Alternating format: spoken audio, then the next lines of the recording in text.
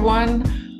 Welcome to the show today. Today we have the effervescent Kevin West on the show. Absolutely. Ooh, that's what I like. We cannot keep him contained. He will be expanding on all things art, tools, and his all his stuff of all that stuff. He has been, when I run out of words, Kevin has been an artist at Heavy Metal, Wildstorm Comics, oh my God, Malibu Comics, Acclaim Comics, DC, and Creepshow TV series, Image Comics, Marvel. Welcome to the show, Kevin. Thank you so much for coming on. Thank you. And other than, Marvel and DC, I put the rest of those companies out of business. It was you. You know what? It was me. I almost worked for Dark Horse once. The editor had liked my stuff, and we're kind of like moving ahead, like he had an assignment for me kind of deal. But then he heard from the upper ups, no, we want a different look. I think what they heard was, well, wait a minute, that guy's the company killer. No, we don't want him around here.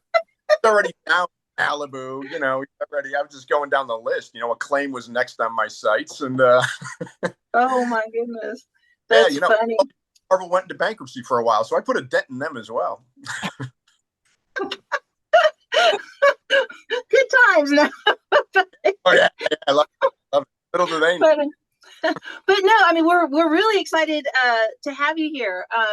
I have loved your artwork. I've been following it, and it's a pleasure to see. I love your color palette, your line. So it's been very influential and really delightful. So, but yeah, we get to pick your brain about everything. So okay, now.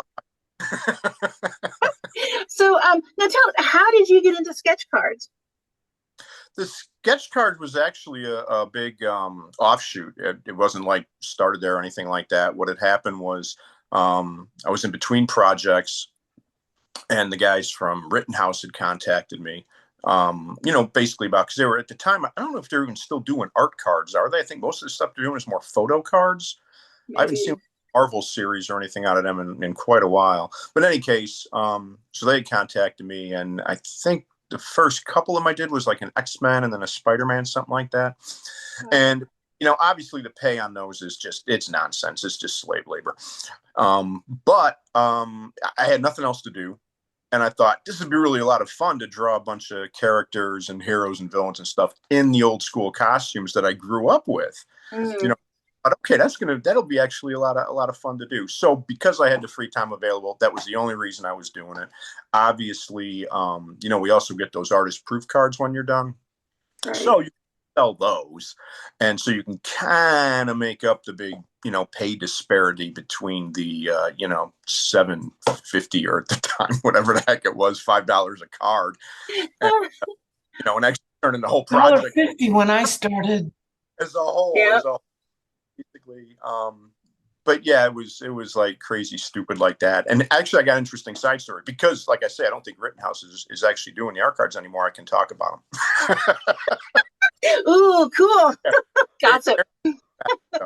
But no, Rittenhouse is great to work with. But what I found out, it was actually kind of funny.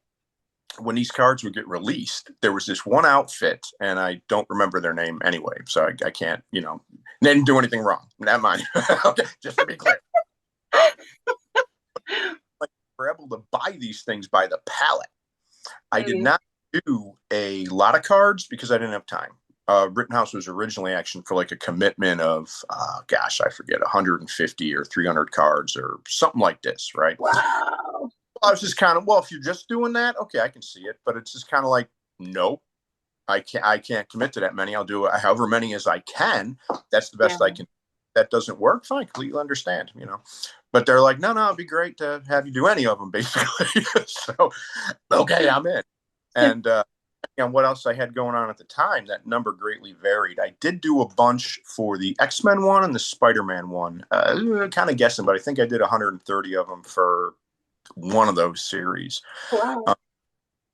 Because like I say, big opening in my clock. Yeah. And that's what I ended up doing. So in any case, as time went on, though, I was doing less and less. And I think on one of the last series, I may have only done like 12 cards or something like this. So, and then they stopped doing, like comic art things. So maybe I put that out of business too. I did that. That's an impressive resume. Sure is. Just keep adding them. I am the Grim Reaper. Get tired of the constructor, bring me in, settle your hash. I can help you out, make it go faster. Yeah. New career. But this guy, he would basically buy these things by the pallet. So even though I wasn't doing a ton of these things, he'd have like 50 of them. And I'm like, I'm seeing a trend. But whenever and this is where the crazy stuff comes in. Whenever I was doing like cards that were of like some of the super heroines, Storm, Rogue, whatever, they would put those up on eBay. And a few of those things actually sold for $100+. Wow. I'm kind of like, I did that for $5. I just made you $120. This doesn't sound right. So at that point, basically, I stopped doing the hot babe cards, and I was just doing these obscure characters I loved when I was a kid. So you're seeing a lot of stuff like the Wrecker and the Absorbing Man and the Melter and all this kind of stuff I'm doing. And every once in a while, Rittenhouse would send me this kind of form letter sheet saying, "Hey, keep in mind the characters the customers love." Stay on target. Stay on target. Exactly. Tell you what, $5 and I'll make some guy 125. But oh my God, it's just such a really wonky kind of business that way, because like I say, the disparity is so insane when you actually get people selling these things on eBay as well. And you know what? I don't even know. I mean, the whole sketch card thing always struck me as because you're paying some sizable cash to have, an artist, recognizable or not, to do one of these little 2.5 by 3.5 cards. And I'm kind of like, it's a 2.5 by 3.5 card. It's only going to look so good unless you got like those big goggle things you can paint Civil War characters with. Yeah, serious. Yeah. Yeah. So I'm just like, from what I've been hearing, it looks like the trend's kind of dropping out of them a little bit. I still get notes from Upper Deck from time to time, and they're offering a little more money right now, but it's still the same kind of deal. I did do some Guardians of the Galaxy cards for them. It was in some. Oh wow! Okay. I did 10 of them, and they were 5 by 7, which in sketch terms is like I was doing posters. Yeah, that gave you a little bit more stretching room to work with. So. Oh, absolutely. But when I was doing the small ones as well, I was just primarily just doing, portraits. I was doing head, shoulder kind of shots. I will be the first to admit, the smaller the drawing, the worse I get. Oh, I mean, it gets bad. It gets like carving on the side of a cave wall bad. And it's hard to see. Oh, yeah. It's a little this. I can't color on it. I mean, the pen tips are just too fat for a head that's that big. Yeah. So, yeah. Do you still work it? I personally enjoy them, but I'm wondering if you still do them.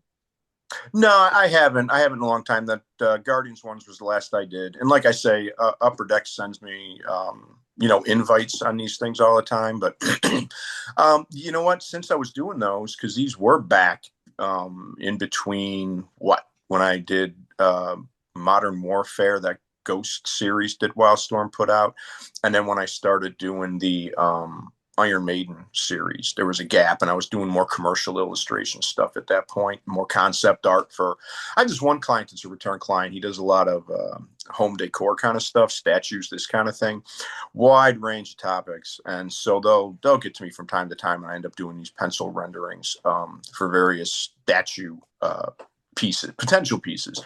They haven't made anything, I don't think. They told me once if they do actually make something, they'll send me the statue. And I'm kind of like, well, I mean, I've done like zombie things and superhero things and all this stuff, but no, in my luck, I'd get like the turtles. I get one where there's turtles flashing out of water and be like, well, look, turtles. Yeah, everywhere I end up going. But since I ended up doing the Legacy series, there just wasn't time. There just wasn't time for it. And since that began, I've been basically, full schedule ever since. So it's been primarily stuff. And your time within sketch cards has been pretty short then. Oh, absolutely. Absolutely. I think now I'm really guessing, maybe 8 series. I could tap it up on my computer file to find out for sure. If we're, information accurate. I don't want to quote it. Yeah, we have a staff of fact checkers, so yeah. Every minute. They're on staff, yeah. Card industry. So is there anything that you actually enjoyed about your short time with sketch cards, or was it all hell? No, absolutely, and it did exactly what I wanted it to be. I got to draw things like the Mandarin in his original suit. I got to draw these things because a lot of the cards were themed, and there would be like Bronze Age or Marvel Universe. We could draw anything, and even some of the ones that were more specific, like super heroines or something like that. There was still a lot of, even with the female characters, I was still doing like 70s 60s kind of costumes because we could. It didn't have to all be brand new material kind of stuff. And like I said, I was able to bounce around and basically do whoever I wanted. So no, it was fun. It was a lot of fun. It was a great way to pass the time.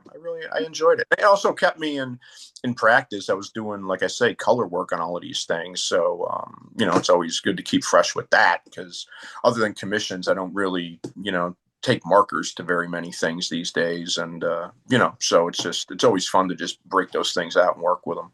Speaking of markers, please go ahead, Jenny. Oh, no, I was going to say that. How do you like to work?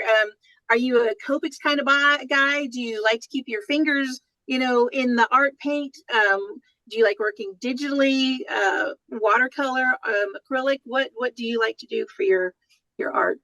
Well, as my fine display of technical know-how this morning has shown, this little thing might be a little abstract. Something that, maybe it'll catch on someday. I don't know. So markers and paint. Well, I originally, when I got out of college a bunch of years ago, I have a bachelor's in fine arts and illustration. So all we were doing back then was, oil paintings and watercolors and, more old school styled illustration kind of stuff. And then the comics is obviously a shift away from that. It's kind of a different approach to both the art and, to the tools we use, since it's a little more in simplistic terms, kind of a primitive approach, just between pencils, markers. Then it gets sent on its merry way and somebody would color it.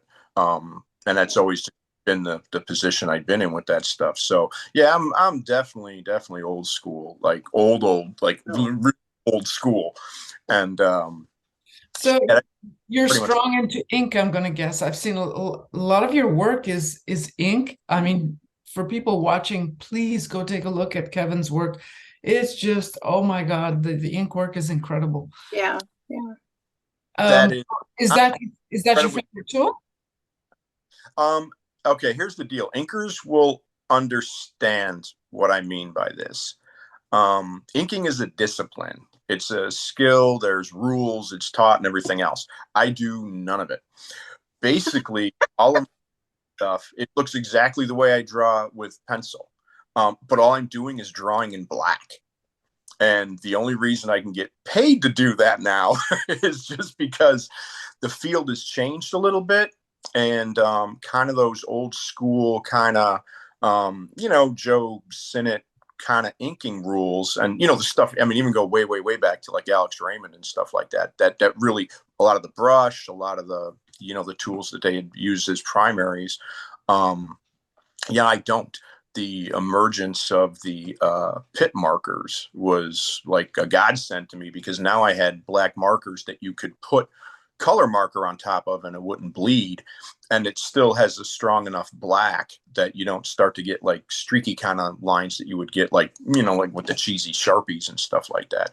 So basically I'm just drawing with a black pen, and because the rules have kind of simplified and gone to more of a artist vision kind of thing, similar to exactly what they have going on in European comics forever, where it's kind of like one guy doing everything. That's allowed me then to actually be paid for this and not just have it be commission work and stuff like that. So, but so like I say, I'm hugely complimented whenever anybody says anything about the ink stuff I'm doing, because like I say, a lot of times I feel like I'm cheating. I snuck in the back door on this. That's cool. Now, you mentioned Malibu. One of my friends was an editor there, Roland Mann. Yeah. on the well, I worked with Rowan on a couple things actually. I worked with him on the he was the editor on the Siren series, the mini that Hank Canals had written. Yep. I worked, yeah, oh yeah, I'm still in contact with all of those guys. I'm good buddies with Hank. So yeah, I directly worked with him on that, and I forget if he was the editor on something else. I did a handful of books for them. I worked for series wise. I'd worked on Prime for a while. I was doing breakdowns. Okay. While simultaneously I was working on Siren, and then they had me working on Foxfire, and I was still doing layouts on Prime through that little stretch. And then they started canceling out some of those titles and going to some more of those, like the jumbo size things. So I was basically doing a chapter of the jumbo size books, because they were usually broken up into sections. It was like all the heroes involved, all of them fighting aliens, whatever kind of giant crossover stories, the way that was character wise. So I ended up doing a healthy pile of stuff for them. And actually, interesting Malibu thing, I did that one Devil Dinosaur one shot that actually started out as a Malibu. Okay. But then in the middle of this thing, while we're working on it, Marvel completed the shutdown on those guys over there. And then so it got to Ralph Macchio to finishing up the editing chores on that book. So I ended up working with Ralph on it at the end. So, but that actually did start out as a Malibu book. So crazy times. Wow. Well, now tell me, how did you get interested in art? Did you grow up in a house around art? Was that something that you just, one day, like you had a eureka moment when you picked up a comic book, or how did you get interested in doing this? I actually have a good story here. Okay, cool. Well, it's like a legit inspired kind of story. When I was growing up, I was maybe 5, 6, somewhere in there, right? Memory's a little foggy. And there was a local show on one of the channels where I live. I grew up in like Chicago, so it was on a Chicago local channel. In any case, originally it was called Cartoon Town, and then they later changed its name to BJ and Dirty Dragon. And the guy who was on it, BJ, was this guy Bill Jackson, and the whole show was comprised of him living in this town, and all the characters he interacted with were puppets that he had designed. So, and there was a whole handful of them there. Wally Good Scout and this character Weird, and crazy hair and everything else. And he had a few running bits that and of course Dirty Dragon. Otherwise, they wouldn't have called it BJ and Dirty Dragon. That would have been silly. So he would basically have a few running bits that he'd do every week. He had this one character, the Blob, which was literally a giant block of clay, and he'd go and sculpt cartoon heads on this thing.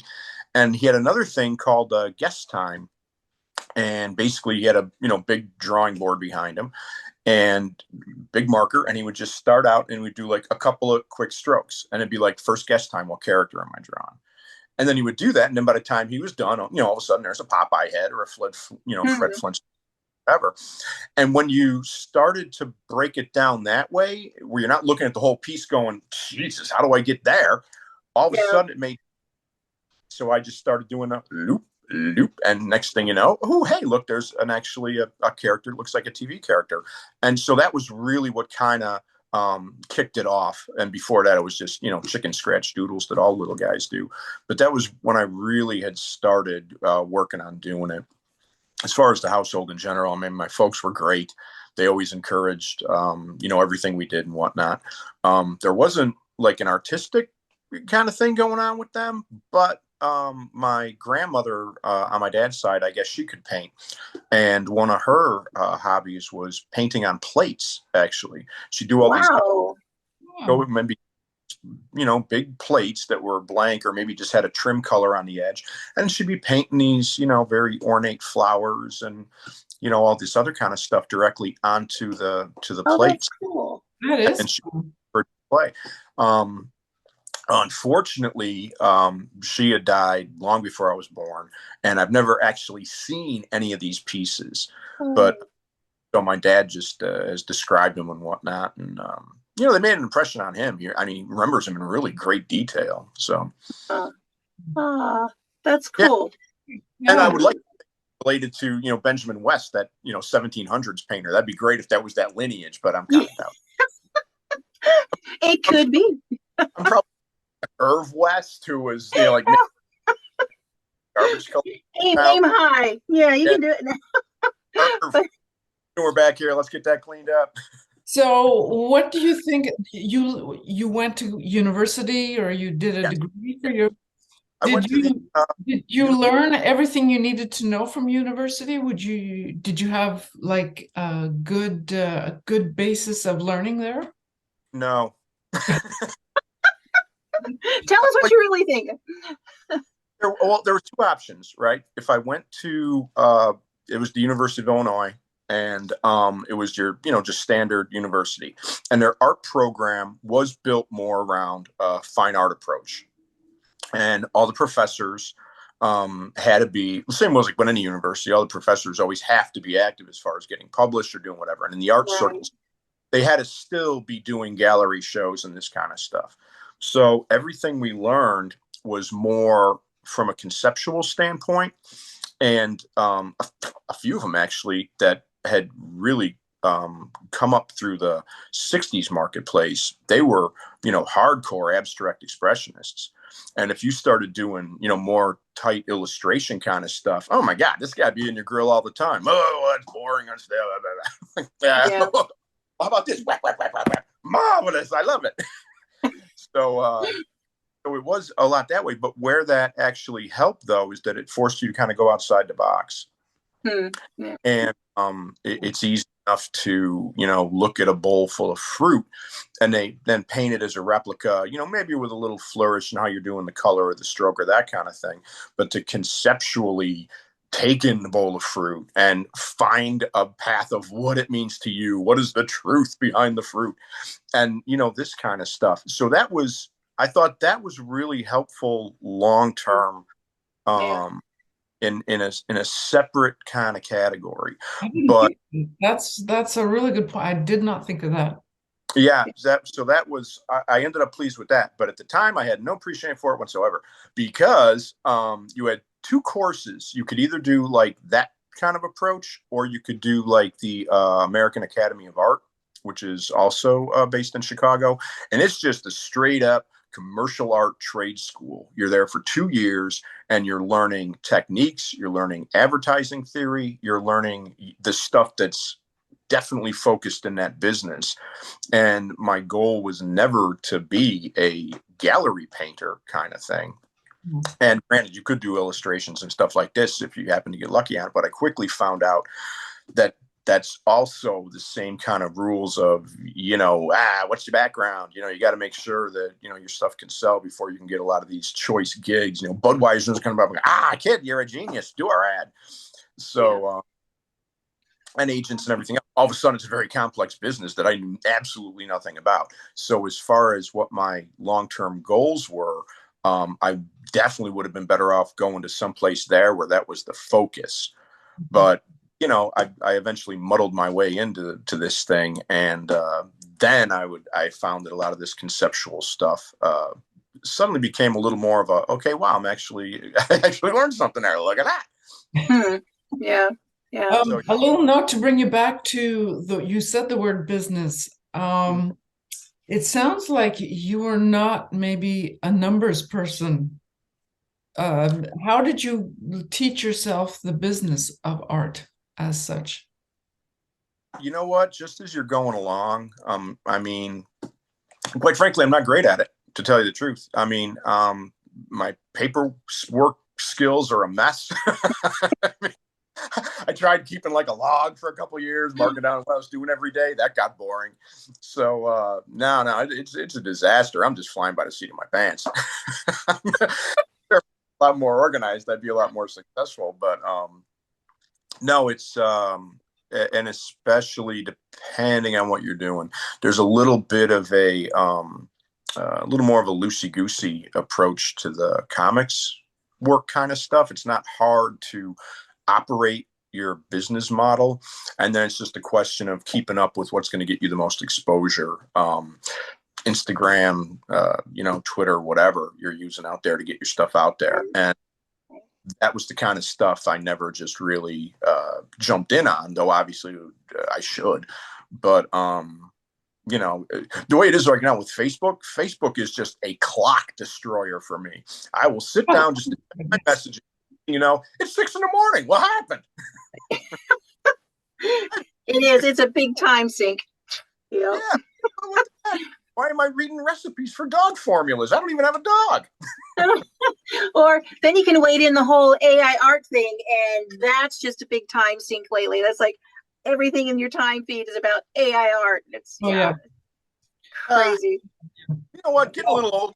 Retirement is starting to be on the horizon. I won't have to worry about this in another 10, 15 years. Let them do those crazy kids they want.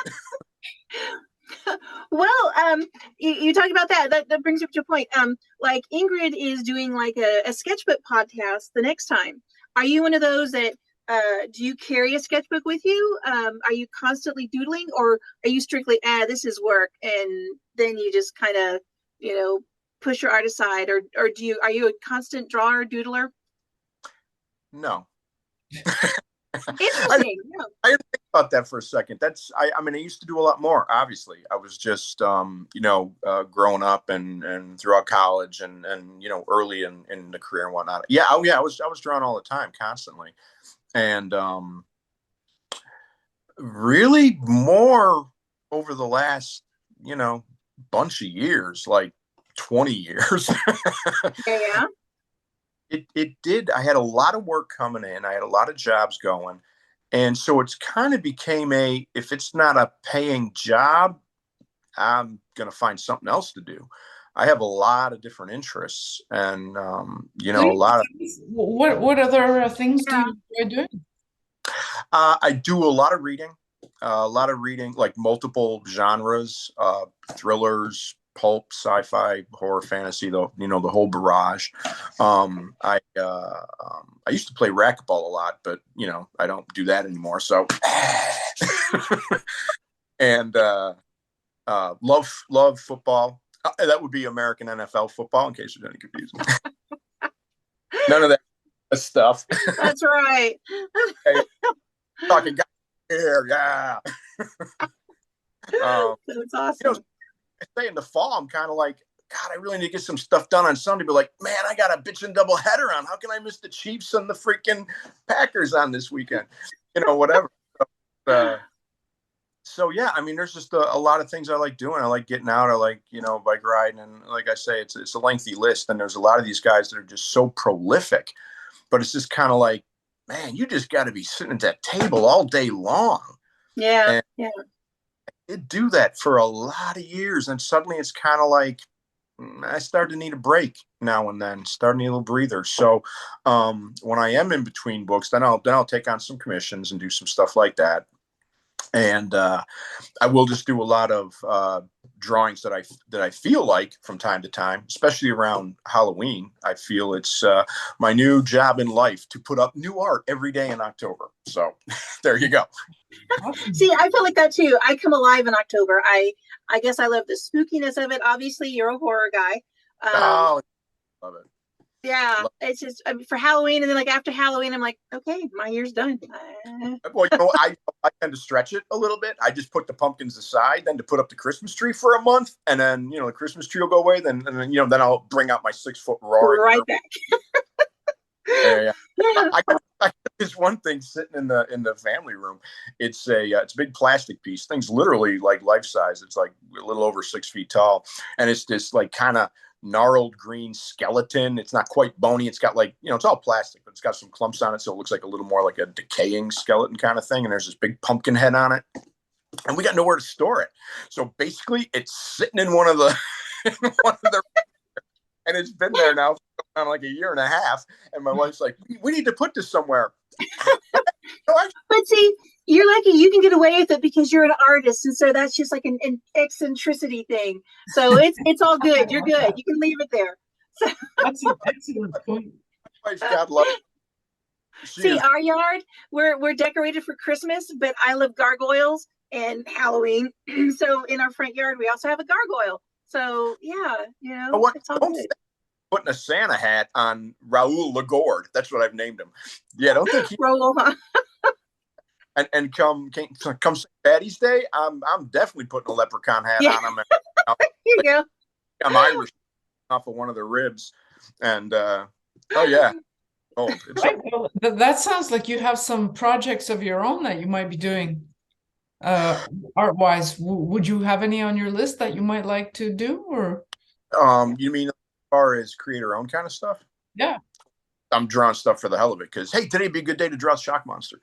No, you know what? No, actually, I don't. I've had a handful of writers that I've worked with before, and they're starting to really want to start creating some stuff. And I think it has to go hand in hand a little bit with they're not getting as much company jobs as you. I'm same as me. I mean, easily the time would open up when I'm between things, which sometimes can be a few months. Then I'm not doing comics. Like I say, I end up shifting into a different gear and working on other things for non-comic companies. But so we easily could do it. And it's just a question of if we can develop a property that would be cool. But then, like I was mentioning before, then it'd be a question of having the discipline to do it. Just to sit there and, draw a 22, 24 page story that coming with a paycheck and that you hope will turn into something. Speculation. Right, yeah. So, I mean, you gotta kind of know yourself. And I think that's the only reason I haven't committed is because I'm kind of like, I'm not so sure I'm not going to end up, botching this guy up because I don't freaking finish his job in any kind of a reasonable timeline. So your major area is comic books. That's really your number one job.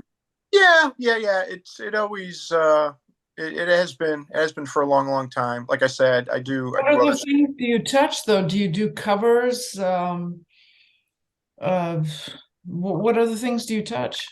I've only done a few covers, and it's been for more of the independent guys. Seems that if you're looking at like covers for the major players, Marvel, DC, whatever, it seems like they've all kind of swung over to more of the painted style covers, digital or otherwise. Actually, I don't know how much of that stuff is actually paint on board anymore that they got going, but most of those artists that they're using, it is all complete color images. And like I say, the only color stuff I'm working with right now would be marker. And because I haven't really done anything in oil paint, probably since like maybe 90, basically 90, 91, something like that. And watercolor here and there. But I would have to actually get back into it a bit and kind of rehone my skills to be able to do something that would be publishable caliber work. So yeah, right now I'm pretty much kind of stuck in that black and white mode where the comics go. So I have actually done a couple of covers now for I'm working with the guys who had put out the Iron Maiden book, which isn't actually heavy metal. I can explain that in a minute. But we're doing this mini series. There's a Swedish band called Hammerfall. They're a heavy metal band. I guess they're supposed to have a really good following in Eastern Europe and whatnot, but here I'd never heard of them in the States and whatnot. So it's just kind of like, okay, but like all the metal bands, they have a mascot character that's on all their albums and whatnot. In this case, it's this armored guy who's waving this gigantic hammer around. And so we're basically doing a fantasy story that would tell the behind the scenes behind him. Kind same way we did with the Eddie, that was based on a video game. But so working on that, and I have actually gotten to do the last couple of covers for them, which have been black and white, and then they've had a couple of their colorists then do color on them. So that's probably the most high level of the covers I've done for a publisher. And like I say, the other things have been for smaller outfits. That's cool. Well, good. Is there a future for comic books, do you think? Or is it something that's going to morph into something else? What is your thoughts? Because you obviously have done a lot with them. Oh gosh, that's a really good question. I ultimately, I think anything printed on paper is going to go the way of the wind. If you're kind of looking at everybody who's like, oh, I got to have the book in my hand, I got to smell the paper, it's older dudes. At the point that they start putting electronic readers in kids' hands in school, when that becomes the automatic, you, instead of getting your books, here's your reader kind of thing, turn it at the end of the year kind of stuff. Once somebody manages to crack that market, then I think it's going to be over, because kids will never know anything beyond picking up a tablet and reading it. Until they go through their parents one day when their parents are gone and they find all these stashes of comic books, and they're going to be like, Yeah. oh my God, what is this? We must bring this back. And you know how it is. That's what humans do. Yeah, or they're going to go, how come I can't get this on my tablet where I can blow up the image? This is tiny. But see, that's one of the things that I find so fascinating about comics. I don't think they'll ever go away. I really don't. I think digital will only get them into more people's hands. You know what? Right. If you're talking about it as a storytelling tool, yes, you're absolutely right. I was talking more about the physical comics themselves, the books, the floppies. I don't think they last forever by any means, and they could conceivably be gone, I don't know, in the next few decades. The genre itself, though, no, I totally agree. It's not going anyplace. And I like that right now there really seems to be an abundance of material, really by well-known creators. There's always been a lot of material, but a lot of it's been indie, and it hasn't been able to get recognized. But you got guys like, Brubaker and, Remender and stuff like that, and they're actually doing like noir novels and this kind of stuff, and it's totally different from your superhero kind of stuff. If there's science fiction, more of a science feel. If it's horror, it's more horror. It's not just horror being, the Brood chasing the X-Men around. So in that regard, oh my gosh, yeah, it's not going to go anywhere. It's always going to be around, and especially too if when you look at how, say, Japan treats the manga, even the anime, it's not like kid stuff, adult stuff. It's like, it's just a story, it's literature, and it's, everybody reads it. No one, there's not a dismissive element to the comic stuff. That's the way that ultimately is here to a degree. A lot of guys still are going to be like, oh, well, I read I'm not going to read a comic book. What's that all about? And that's not non-comic fans. And as much as I think comic fans like to think that when it comes to comic related material, we are the center of the universe. We're billions of people are going to see, Wakanda. Millions of people are not buying comics. Yeah. Well, see, that's a big thing with me too, is so many times we think of comics as just superhero, and we're overlooking the fact that there's the mystery, the hero, the horror stuff that's being produced. And speculation. There are a lot of speculation-based comics too, which I think are like incredible. Oh, sure. I think that actually, to a degree, takes the spot of a lot of the pulp stuff that was written back in the 30s through 50s. Before we actually landed on the moon and a lot of that science became real, it was all speculative. Right. Really bold ideas on a lot of the stuff that was done by, really, top-notch writers. And so I think a lot of the stuff now, when you're talking about kind of speculative things, I think a lot of the comic stuff is kind of replacing that, where kind of like new ideas come from. Whereas a lot of more novel kind of stuff, it either has to be founded in real science, because otherwise people are bitching, oh, that would never happen, because grape would not put somebody's eye out at that speed. And so like I say, it's become so anchored in realism, it's kind of dampened the imagination to a degree, because everything has to have a foundation, whereas comics don't. There's still the element of comics that you can just run wild, because the genre insists on it. That is something that I think is you had of course, I cannot remember the names right off the top of my head, but you did have those comic book artists, like 40 years ago or so, who were just blowing your mind using, I'm sorry, there's something beeping somewhere. Yeah, it's me. Someone was calling me. Let me. Oh, so sorry. Uh, So sorry. I thought it was me. I turned it.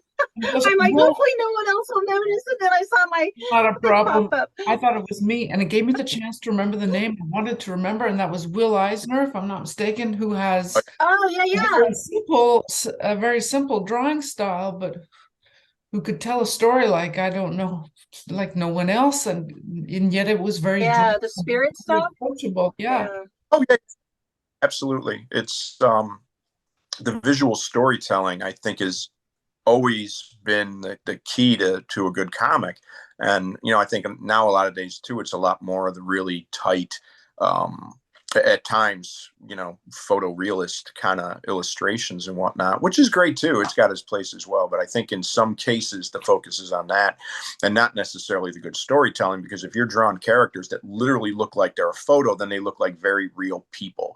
And you don't get the extreme exaggerations that you would get out of, if you were doing Gene Colan, and it's just, figures with extended anatomy and everything else that Don't get works the to same emotions out of it. But yes. like you say, there's a place for everything and all of that. And a lot of the comics focus on the pretty young girls, and that's fine.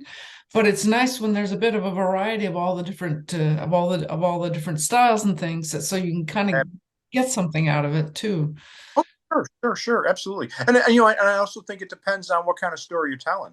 When Yeah. we're talking about a lot that are being more kind of detective crime, pulp murder, mystery kind of stuff, that stuff really demands that it have a more realistic style, because it's going to be hard to believe a detective, just in some of these postures and some of these, punching a guy and a guy going flying through a wall. That just can't happen, and it wouldn't happen in that type of story. So in those regards, then yeah, I think you really do need more of a restrained approach, and then it works perfectly. But if you're doing something that's more bold and more energetic and more like I say, really imaginative kind of a thing as far as concept, sci-fi, monsters, whatever, then I think that technique of really having an explosive layout and explosive figure work really becomes necessary to sell it. So it depends on what the material is too. It's all got to go hand in hand. It all has to work together, or it flops. One other thing I'd like to mention is that actually, as Lindsay and I were, I'm sorry, I did it again. Jenny and I were talking the other day with someone about promo cards, and how, yes, promo cards are not just a United States thing. It's not just a North American thing. They are around the world, but not all that much. Comic books, on the other hand, are everywhere and were everywhere. They are much more international. I'm not exactly sure why. Do you have any ambitions on working on different titles or something that are maybe in different countries, like I don't know, in France or Belgium? I think there's quite a culture in Belgium, if I'm not mistaken. Yeah. But that's I wasn't even, when you were asking before about the whole kind of future of comics and the art form and everything else, I was really just thinking more US based, because Americans are egotistical and it's all about us. No, that's very true. I took a couple of trips to France. I'm thinking back in 18 and 19, I got invited to do a couple of shows there, and that was actually the first time my wife and I had been overseas. And yeah, my gosh, it was a real eye opener. And I tell you, they really know how to put out material. Talking about giving it the respect and everything else, they did a reprint volume on the Nightmare on Elm Street series I did, hardcover. I'm like, this is sweet. Oh my God, I got to get a copy. I don't care if I don't understand the language or not. I need one of these. And I made a handful of friends over there that I'm still in contact with. Those guys are great. And so they'd actually sent me, when they ended up doing prints of the Iron Maiden stuff that I did.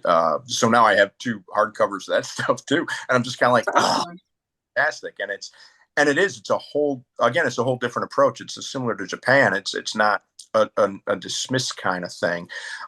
So yeah, there really is a whole different vibe over there. Now, as far as particular characters and that kind of stuff goes, everything that I saw, the material I saw when I was in France was more, like an independent project. It was a guy, a writer, they were putting their thing together. So it wasn't so much you could jump in and do this issue of Asterisk. It would be something like that. So I would think probably in England would be the only area where where there's kind of more that kind of approach of multiple serials going on at once kind of thing. So you can get on different characters. Would love to do a Judge Dredd story. Would absolutely love to do a Judge. That'd be huge. That's cool. Yeah. So that's your dream job? What property would be your ultimate? What is like, okay, I've made it. I can go home now. I'm terrible at questions like that because I don't have an ultimate anything because there's too much good stuff. True. Make a list of some of your good stuff then. I know. Oh, well, like I say, oh man, international, I would love to work on a Judge Dredd. That would be huge fun. I look at some of the stuff and you know what? A research question. Oh, it's so early in the That's too hard. I'm so sorry. My brain doesn't function that early either. Well, okay, let me ask you this. You've worked on so much stuff and you've done so many cards. Is it hard for you? I know, like when I was inking, like we'd usually split up, half and half to the penciler and to the inker. Is it hard for you to give up your pages or your artwork, or do you want to keep it? Do you just like, I don't care, I'm done, I did what I wanted to do? Is giving up your artwork, is that hard for you to do? Well, for starters, I don't anymore. Everything's done with scanning and sending in the ink. Yeah. So actually, I haven't actually sent pencil art out of here in the longest time. And the last time I did, it was for a graphic novel. I had fun doing it. It was big, I loved it. It was a big monster book kind of thing. So I was drawing, monsters all over the place. So that was fantastic. But all of those pages ended up getting sent to the inker to ink. So he had everything. And, I've talked a couple of times about, we should probably, split that stuff up and whatnot. And he's kind of like, yeah, sure, whenever you want. And then the last time I met you, he's kind of like, yeah, it's here somewhere. So now it's kind of lost. And it's like either one of us really kind of, whatever, you want it? I don't know, you want it? And it's for whatever reason, I think probably because it was just an isolated one shot. So there really isn't any kind of resale value on it. So it's like no rush to get it. There was a few good pages on it and whatnot that I really liked, but I scanned everything. So, if I ever wanted to go, even if I just wanted to make a print for myself out of it on larger paper or something I could frame, something like that, I easily could. So there's a little less to have the original to have it. And it does boil down more to being able to sell it kind of thing. But I do think an interesting thing has come up that no one's really talked about with this process that we currently do, that, the industry in general does. Is there a difference in value between the original untouched pencils and then the inks? Because you have 2 pages of art. Yeah. Well, what do you think about it? Well, I think the pencil should be worth thousands and thousands of dollars more. Especially if I drew them, huh? Clear the other vision. That's so right. Where the money go. Those guys, hey, you know what? You get what you can get. You get dinner out of it. You got dinner out of it. Perfect. I'm not talking expensive dinner either. Just go do whatever. Whatever you think. We'll go to In-N-Out. That'll work out. We'll call it even at this page. Yeah. Up to 5 guys. About how much hand you need for those things too. They're freaking. So when you work on a project, seeing as you don't work on sketch cards anymore, and you're really just on, I guess mostly basically on comics and things or sequential art, what do you do with your originals? Do you keep them all? I have lately. I was selling stuff on eBay for a while. Times were a little lean, and I have an art rep that I use, guy named Bob Shaw for ad purposes, over at Comic Art House, and he would basically he at the time anyway. I don't know if he still does this or not. I haven't actually done anything with him in quite a while. Would put up stuff on eBay every week, and then you know, he would run the auction, and then, you know, whatever was sold, and then, you know, he would get his take for doing that, of course, and then I would get my money. So I sold a lot of the older original stuff that I did back in the 90s then, because that stuff had just been piling up, because I generally have not done a lot of cons over the course of my career. Either I've had a lot going on, I'll generally hit the big ones that are in my hometown kind of thing, because otherwise you kind of feel like a doofus if you're not showing up to those, for crying out loud. Then it's like, okay, you're not even trying. But other than that, I really haven't hit a lot of shows. And actually I think it was 20, really guessing now, somewhere around 16, 17, something like that, maybe 15. That was the very first time actually I was at San Diego in the course of this entire thing. And I've gotten to the point now where when I do conventions, and kind of based on an average of how much money I pull in at those things, it's become it kind of isn't worth it to me, because I'm either breaking even, in which case I could have just worked from home, or and a couple of times lost if it was a bad show. So what I just do now, if I'm invited, you know, I'll go wherever if it works out time wise, and it's kind of like, hey, that'd be a cool city to see. I generally take my wife with me all the time on these, and we treat them just like little mini vacations. So any of the money that I do make, we're going out to dinner, we're doing all this stuff, we're hitting the It depends on if your convention, if you're there as a guest and they're paying, or if you're paying for your spot. Yeah. Oh my gosh, absolutely. But I'm the best guest going. I will sit at that table all day long and represent. But That's right. But I don't have to have that money. So then we can go and enjoy ourselves for the rest of the weekend. So yeah, we definitely do it that way now. So yeah, if it's a city, they'll be kind of like, hey, you know what? That'd be a cool place to see. Let's go. That sounds good. Never been to Emerald City Con.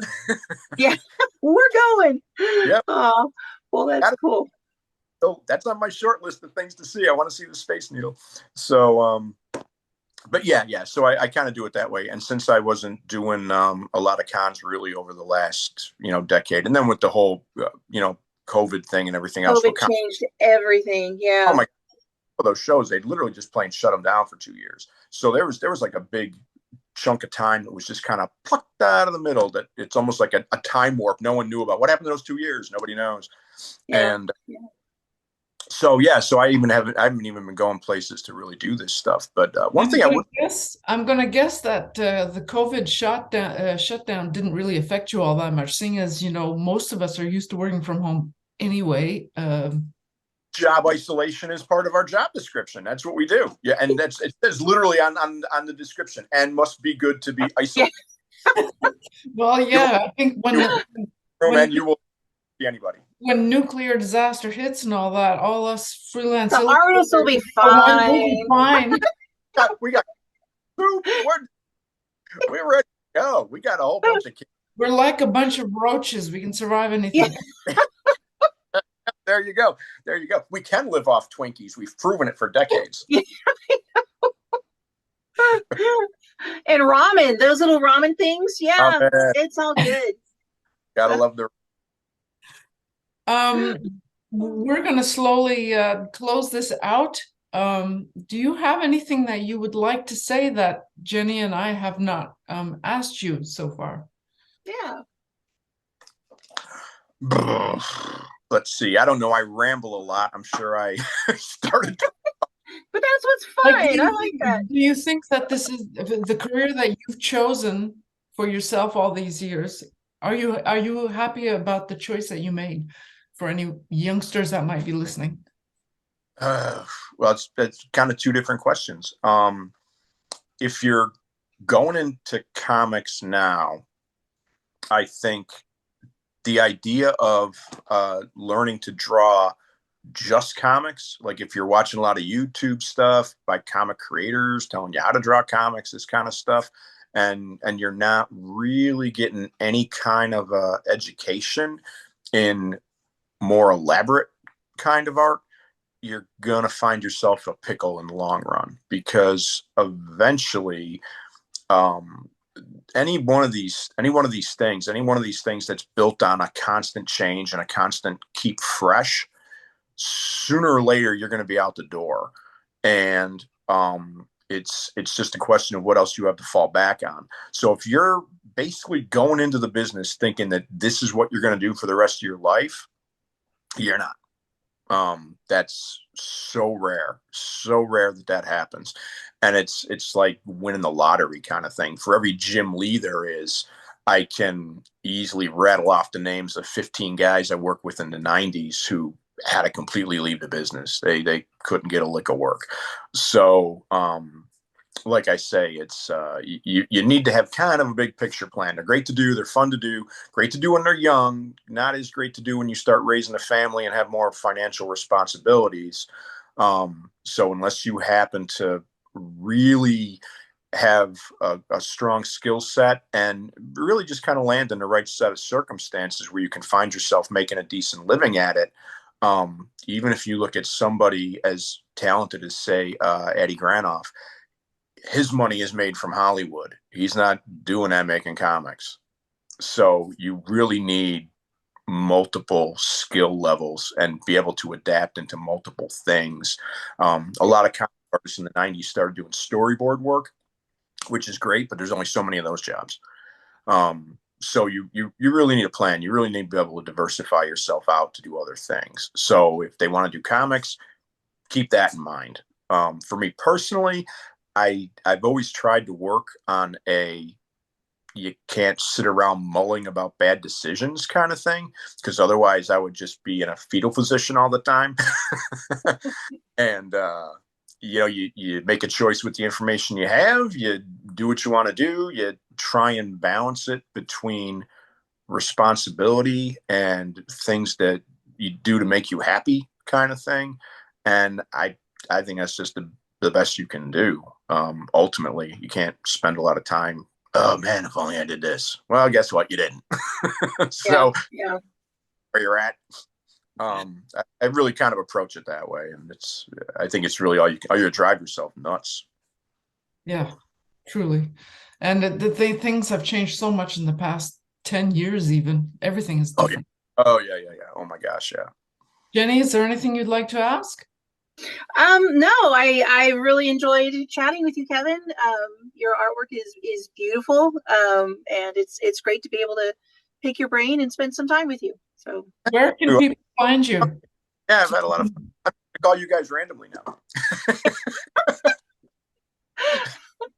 What time do you have dinner? I'm great at calling people right before dinner. Where can people find you if they want to drool all over your work?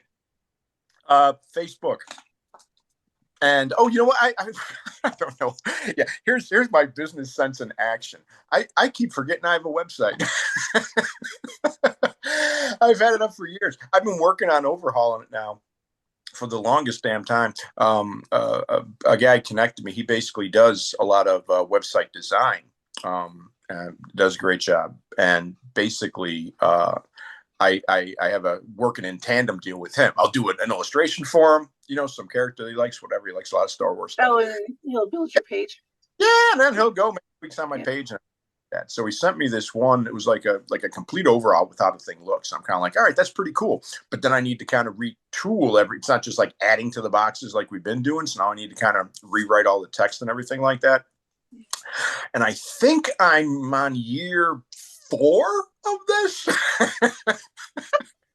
So he's just basically been updating the prices, and I haven't added any original art to it, but there is all the contact info and everything like that. And that is at kevinwestart.com. Okay. Hold on. Yeah, kevinwestart.com. Yeah, there you go. Look, I have business. It's official. What pros do. That's awesome. That is a cool special effect too. I like that. Hollywood, baby. I'm a Hollywood guy. That's right. Are you on Twitter at all? No. And well, I guess fortunately, because it looks like everyone's leaving Twitter and going to Hive. I'm not sure I want to join anything called the Hive. That just kind of sounds ominous. No. Yeah, no. Yeah. My what about- husband tried to do it, and it's hard to get into. Yeah. It's just not a good interface right now. So maybe they'll do something with it, or we'll stick with Instagram, TikTok, and Facebook. I don't I know. was going to say Instagram works. Yeah. Yeah, you know what though? Again, that sounds like a lot of buttons to hit. I don't know about that. Do you have an Instagram? I do not. Oh, you don't? Oh, okay. My whole approach is I like to have the fans seek me out. It's more rewarding for them. Make them struggle a bit for it, huh? No, it's discovery. Anybody who discovers Pepsi? No, everybody knows about Pepsi, but I know this guy, and oh my gosh, I have discovered something no one else knows about. Cult status. That's what I'm after. That's awesome. Well, I wish you all the cult that you can status with. So, all right. Well, thank you immensely for having come on and talked with us, Kevin. It has been Thank you. a pleasure. Oh, no problem. Thank you so much, ladies, and thank you for your very kind comments. I really appreciate it. I really do. I enjoyed it. from the Thank you. heart. It's from the heart. All right. Thank you so much. We shall see everyone again.